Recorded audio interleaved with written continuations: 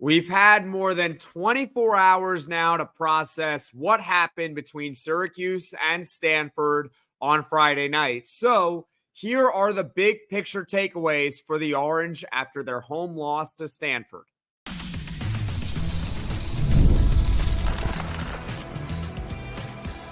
You are Locked On Syracuse, your daily podcast on the Syracuse Orange. Part of the Locked On Podcast Network, your team every day. Hello, everyone, and welcome into Locked On Syracuse. I'm Jackson Holzer, and thank you for making us your first listen of every single day here in the Locked On Podcast Network, where it's your team every day, and we're free and available wherever you get your podcasts. And on today's show, we've now had more than 24 hours to process what happened with Syracuse in their 26-24 loss to Stanford on Friday night. Obviously, it's still tough, still frustrated, but now we've had time to digest what happened, listen to some press conferences. So here are the big picture takeaways for Syracuse in their home loss to Stanford on Friday night. There are clearly two different offenses of Syracuse, the elite and the not so good. Is the defense the weak link of the team? We're going to answer that question. And finally, coaching with a brand new head coach in Fran Brown is going to take time, and there are going to be growing pains. So tons to look forward to on today's podcast. Today's episode is brought to you by Game Time. Download the Game Time app, create an account, and use code LOCKEDONCollege for 28 hours off your first purchase. So let's start with the offense. And in this game, and so far really through this season, there have been two different Syracuse's offense. There has been the part of the offense that is elite, and there's been the part of the offense that is not so great, and we saw it rear its ugly head against Stanford on Friday night. Let's start off with the good, and throughout this podcast, it's going to be a mix of positives and negatives, because there were good aspects of this game for Syracuse that they can build off going forward, but obviously they lost. So evidently, a lot went wrong as well. But let's start with the good. This Syracuse passing offense, as we have talked about through the first 2 weeks, it is elite. This passing offense is elite. They were clearly not on their A game. They weren't.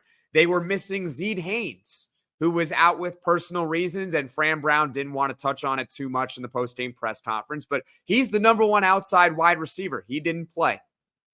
Will Nixon, the backup running back, the Washington transfer, he looked pretty good through the first 2 weeks of the season. He did not play against Stanford. He, according to Fran Brown, has some sort of thigh bruise. So let's hope that he is ready to play for Holy Cross, but being honest, they probably won't need him for Holy Cross because Syracuse shouldn't have any problems with Holy Cross, you'd think, right? So they were missing a couple of weapons. They also were without true freshman 4-star Emmanuel Ross, although that's not a super big loss right now, but he had some sort of injury in practice a couple days before the game. So we'll monitor that one, but they didn't have him either. So that's 3 skill players that were out. For even more context, Oronde Gadsden, the All-American tight end, the best player arguably on Syracuse's entire roster, had 2 catches for 12 yards. And despite everything that I mentioned, Oronde Gadsden, 2 catches, 12 yards. Zeed Haynes, out. Will Nixon, out. Emmanuel Ross, out. All of those things, Syracuse had 339 pass yards against Stanford on over 8 yards per attempt. The Orange as a team overall with their passing offense is 4th in the country in pass yards per game. 4th.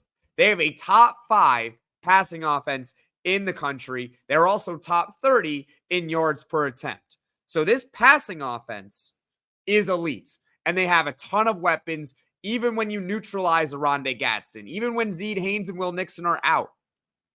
This passing offense can still get it done, and it wasn't even on its A game against Stanford. So that is encouraging. That is really encouraging that this passing offense, we learned that even when there are obstacles, even when there are hurdles, can still get it done. And ultimately, it put them in position to win this game Kyle McCord, the last offensive play, Kyle McCord found Jackson Meeks for a slant route for a touchdown. It gave Syracuse a 1-point lead. The defense just couldn't hold. But now we get to the bad of the offense, and that is the run. And I actually said on Locked On College Football earlier in the week that, an offense can only do two things. You can only pass or throw. It's one of those two options on any given play. And this Syracuse run offense is not very good. Now, part of it is the offensive line. The offensive line through 2 weeks graded on Pro Football Focus a lot better in the pass protection than they did on run blocking. That is just a weird quirk. Now, the offensive line, for the record, didn't grade well in any aspect of the game against Stanford. They had their worst performance of the season, let up 4 sacks. But part of the reason why they can't really get their run game going is this offensive line has not looked great with run blocking to start the season. Through the first 3 games, Syracuse is averaging 95 rushing yards per game. Now, for some context for you all, because again, what is a number without context? That is second worst in the ACC. Ouch, that's not very good. The only team worse than them is Florida State. You don't want to be anywhere near Florida State. I know they just beat Cal, but you don't want to be anywhere near them in any statistical category right now. They're not very good. And to be fair, Florida State's averaging less than 55 rushing yards per game. It's not even close. But still, second worst in the ACC, only ahead of Florida State. Bottom 30 overall run offense in the country. So it's not good. And they're also not being very efficient with their runs either, averaging just 3.6 yards per carry. Typically, you want to be above 4 yards per carry. They're at 3.6. That's not great. I think also part of it is opportunity. Because a lot of the times with running the football, it requires more carries to really get it going. The best example of this is Derrick Henry with the Tennessee Titans. I know he's had his certain struggles or whatever with the Ravens, but back when he was in his prime with the Titans, okay? And you can even say when he was at Alabama. Derrick Henry can sometimes start a game and have 10 carries for 22 yards. But then he would finish the game with 20 carries for 100 yards. Well, what happened? They stuck with the run. They kept running. They didn't give up on it. And eventually a guy like Derrick Henry is going to either break one or he's going to get chunk plays. So the point is you have to keep running the ball. You can't give up on the run. And I think with Syracuse, especially in this game against Stanford, they called the game like they were down by 3 scores the whole night. And they weren't. It was really, really weird to see. For more context on this opportunity thing, LeQuint Allen this season, I think from an eye test perspective, he looks good. He looks good. LeQuint Allen, through the numbers, is averaging 5.4 yards per carry. That's really good. That's really efficient. And last season was 4.3 yards per carry. So he's averaging through the first 3 weeks of this season a full yard more per rush attempt than he did last year. But what's the issue? He's only getting 13 carries a game instead of nearly 19 a game. So he's not getting the ball enough. Again, they're running pretty efficiently with LeQuint Allen, but if you're only giving him 13 carries a game, are you really going to be able to unlock the run? And against Stanford, he had 8 carries for 25 yards, but imagine if they didn't give up on the run. Maybe that turns out to be 15 carries for 75 yards. You don't know. I think that the takeaway from that is, has the run offense been great to start the year? No. But has the Syracuse coaching staff really given it a chance to succeed? In other words, I think they need to run the ball more. And then we'll really know whether it's truly struggling or if they're just not giving it enough opportunities. That is my takeaway on it. The passing offense looks great. They can sling it with the best of them. But the running game has not really been there so far through 3 weeks. Maybe you've seen a glimpse here or there, right? They closed out Georgia Tech with the big run. But overall, I think the coaching staff is giving up on it too early. and it hasn't been there so far to start the season. Hopefully, what they need is a cupcake like Holy Cross to get the whole run game going. Now, coming up, the defense. Is it the weak link of the team? Hey, NFL fans, you can start the season with a big return on FanDuel, America's #1 sports book. So when you get a hunch in the middle of the game, you can check out the latest stats, view live play-by-play, and so much more on the same page where you place your bets. You'll get started with $200 in bonus bets guaranteed when you place your first $5 bet. For the Buffalo Bills fans that might be watching or listening to this podcast, I know there's a big connection between the Bills and Syracuse football. The Bills are a 5.5-point favorite against the Jaguars tomorrow night, and their money line is -240. So the Bills are favored to advance to 3-0 and stay atop the AFC East. That is FanDuel.com. If we had to pick the strongest and weakest units on the team, and there's only 3 units, you got your offense, your defense, and your special teams. I think we can all agree the strength is clearly the offense. And the weakness, the unit that has been the most concerning through 3 games, is the defense. And it reared its ugly head against Stanford, particularly in the beginning and the very end of this game. Before we get into the negatives, I do want to start with the positives. I said going into the week that one thing I want to see this defense do more of, because they hadn't really done it through 2 games, is create turnovers. And they had 2 interceptions. Devin Grant made a great play in the second quarter when Syracuse was down 10-0. They looked like they were in trouble, but Devin Grant made a great break on the ball, got an interception, set Syracuse up in the red zone. Now, the Orange didn't capitalize on it. They got a field goal, but still, it was a great play by Devin Grant to pick it off. And then the second pick, Clarence Lewis just took advantage of a gift by Ashton Daniels. He threw the ball up in the third quarter, I believe, in triple coverage. It might have been the second quarter. I don't remember, but he threw the ball up in triple coverage, and Clarence Lewis came down with the interception. It was a deep ball. It was basically an arm punt, but it's not an arm punt if it's first or second down. Only on third down you could say arm punt. It was a really bad decision by Daniels, but you got to give Syracuse credit for taking advantage of when the ball was thrown right at them for an interception, and they could have had more. Clarence Lewis in the fourth quarter barely missed on another interception. It was off Kyle McCord's interception that he had that set Stanford up to take a 23-17 lead on the Orange. So they created turnovers, and they had chances for even more of them. I have to give them credit for that. But now we get into the negative. And the Syracuse defense, for the 3rd straight game, gave up over 350 total yards of offense. That's not very good. And let's start with the run defense, because I was feeling good about this run defense after their game against Georgia Tech. They struggled mightily against Ohio, giving up over 250 yards on the ground to Ohio. Not Ohio State, Ohio. But then they bounced back. They were terrific against Georgia Tech. Haynes King and Jamal Haynes, that is as good of a backfield duo as you're going to get. And I say backfield duo because I'm counting Haynes King as an incredible runner as a quarterback. He can obviously sling it, but he's great at running the football. He's got a little Josh Allen in him. He's not the same as Josh Allen, for the record, but he's got a little bit of that Josh Allen quality in him where he can run the ball. And aside from a couple breakdowns, Syracuse did an excellent job shutting down the Georgia Tech running game. Which is why this game made not a lot of sense. It didn't make a lot of sense. I get that Deion Wilson, the New Mexico State transfer, was out.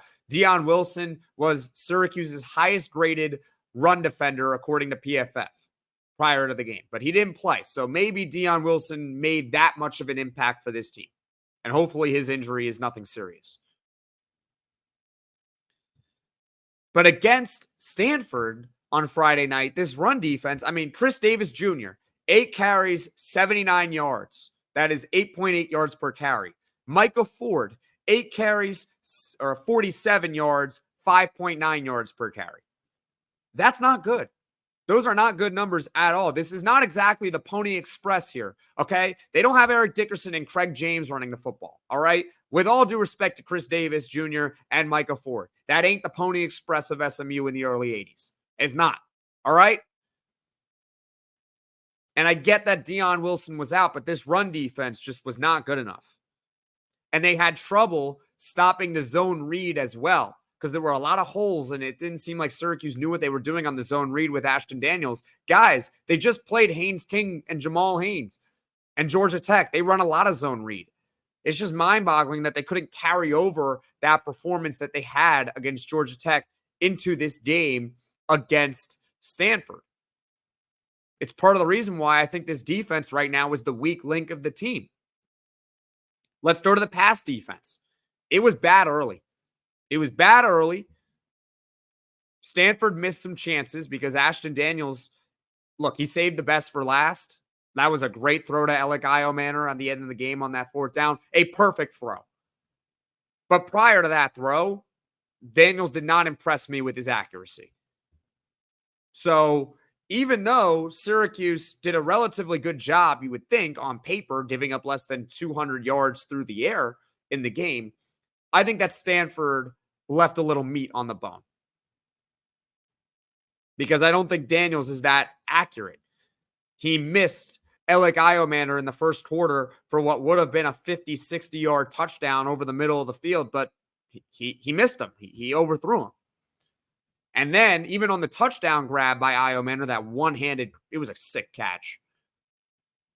It was a bad throw, but Ayomanor made a great play on it. But it would have bailed out Syracuse in that regard. Stanford would have had to settle for a field goal instead of a touchdown. Ultimately, it led Stanford to a win. This pass defense, when they go up against a true number one like Elic Ayomanor, obviously he's like an NFL wide receiver, so maybe it's not fair to criticize these DBs. And they were without Marcellus Barnes for most of the game, too. Marcellus Barnes, here's the update from Fran Brown. Back spasms. He had back spasms. He did not return. Hopefully, it's nothing major. He can get back to practice and play against Holy Cross. Regardless, what are they going to do when they have to play against another number one wide receiver like an Elic Ayomanor? I know that NC State has KC Concepcion. So they're going to play. Miami's got a ton of weapons. What is going to happen to this? Again, they did a great job against Georgia Tech until the very end of that game. I don't know. This defense could be very hot and cold. I guess that is the best way to put it. The nice way to put it. They're hot and they're cold at the same time. It just overall, it was not a great game for them. They didn't really come ready to play. They stiffened in the middle of the game. But at the end of the game, obviously, when they needed to stop, they couldn't get it done. They just couldn't get it done. Now, coming up, we'll talk about the coaching and how, you know what? We have a first-year head coach, and while I think he's done a lot of good, we certainly saw the bad against Stanford. So, what is the overall takeaway from that? I love going to live sporting events, and it honestly doesn't really matter what the sport is. I love the energy in the building. I was at the Jets home opener against the Patriots on Thursday night and couldn't believe my eyes.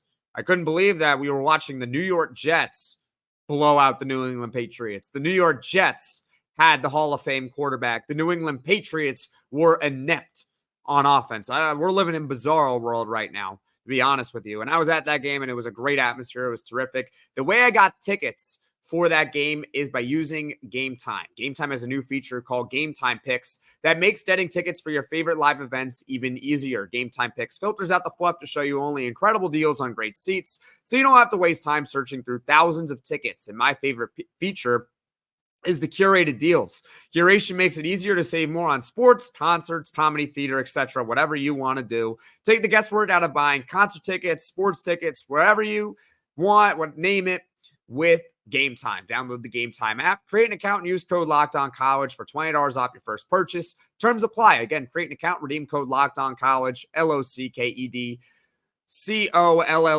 for $20 off. Download Game Time today. Last minute tickets, lowest price, guaranteed.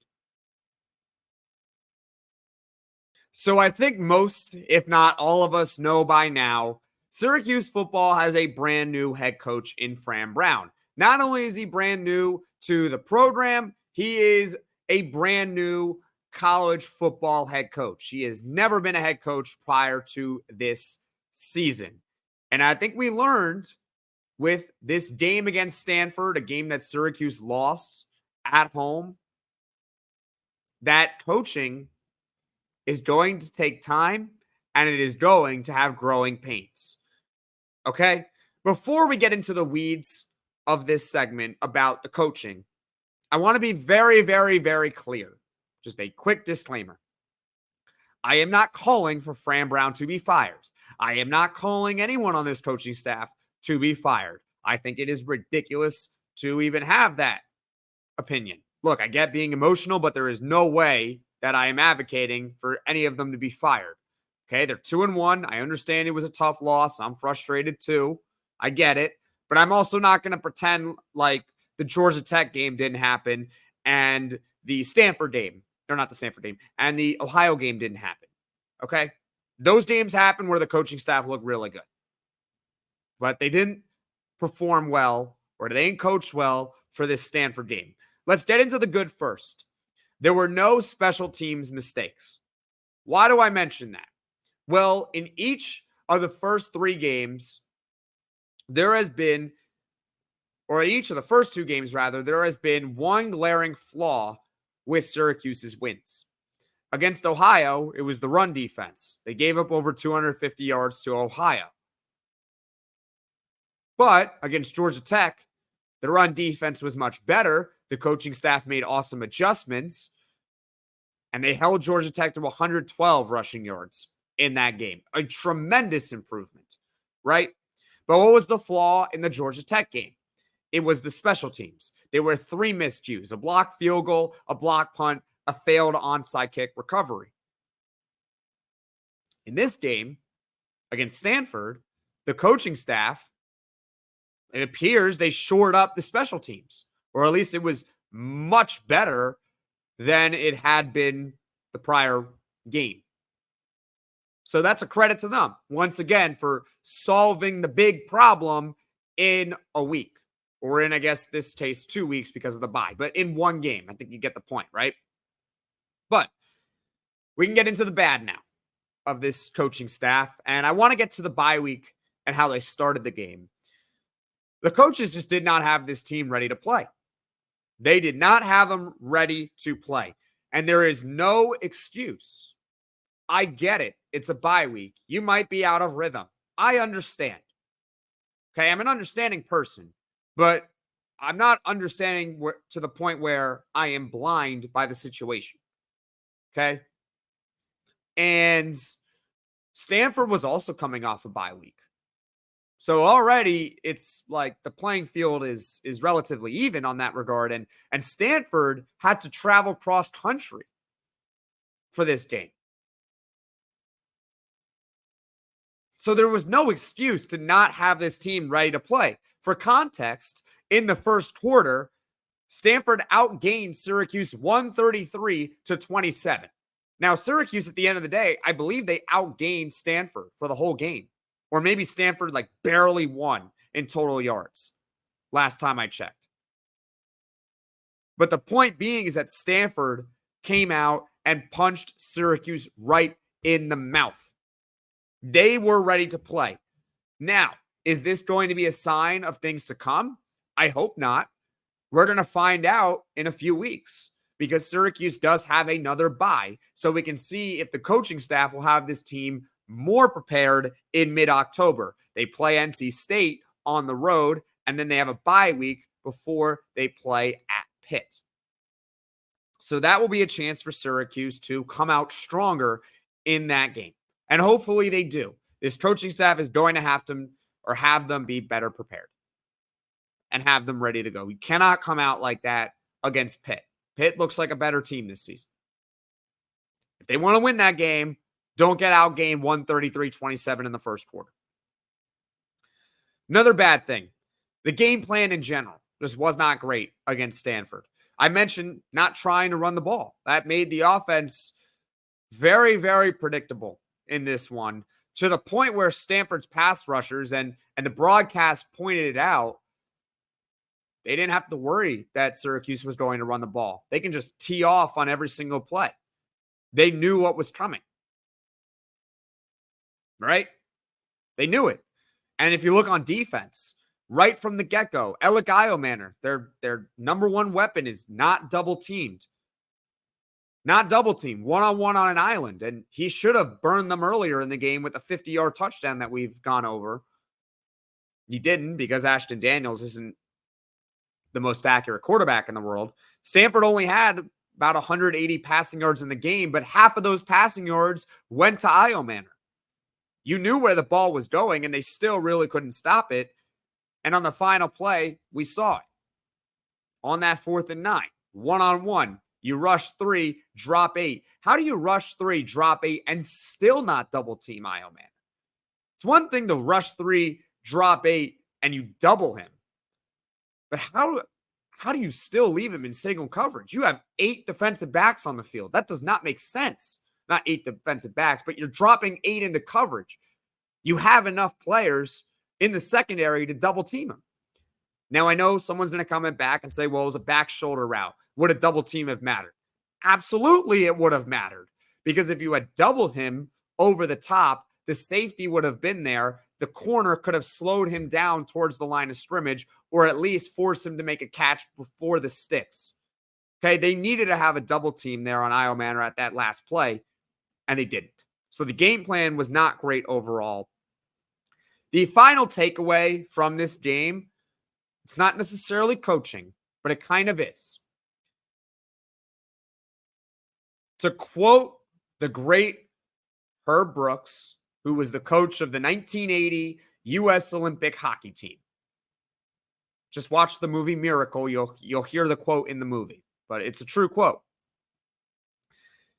This team does not have enough talent to win on talent alone. What do I mean by that? Do they have more talent than prior years? They do. If you look at Syracuse's schedule, name me a team aside from Miami that you can definitively say has more talent. Definitively say. I'd argue none. Now, it doesn't mean that Syracuse is going to win all of those games, but they're either close in town or maybe they have more. But against Stanford, what did we see? Does Stanford have more or less talent than Syracuse? I get they won the game. I would still argue that Syracuse has more talent on paper. But this team does not have enough talent to win on talent alone. They still have to play up to their abilities. They still have to have a good game plan. This is not like Georgia. This is not Georgia level talent where there's NFL players all over the field and they can honestly walk into most games they play and know that they are going to win. Not saying, you shouldn't have confidence that you're going to win, but I hope you follow with my logic here. Do they have a lot of talent? They do.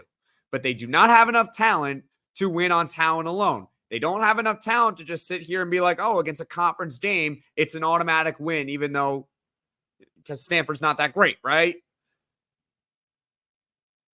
They don't have enough in that regard. So they still need a good game plan, and they still need to play up to their potential. If they do that, they can win a lot of games. But we saw against Stanford what happens when they are not on their A game, not on their B game. You can argue they weren't even on their C game. You can lose. You can lose at home against an inferior team because you don't have enough talent to win on just the talent alone. Thank you for making Locked On Syracuse your first listen today. For your second listen, go to Locked On College Football. From NIL deals to never-ending conference realignment rumors, Spencer McLaughlin has you covered this season on the gridiron. Find Locked On College Football on YouTube or wherever you get your podcasts. And folks, thank you all so much for watching. Thank you so much for listening. If you like this video, click that like button. And if you really liked it, subscribe to the channel, turn on those notifications so you know right away when I am dropping the next podcast. Folks, let's hope that this was a learning lesson for Syracuse football. They can come out, stomp Holy Cross, and then beat up on UNLV and so on and continue this season. I still believe it can be successful, but they are going to have to play a lot better. Thank you all, everyone, and have a great rest of your day.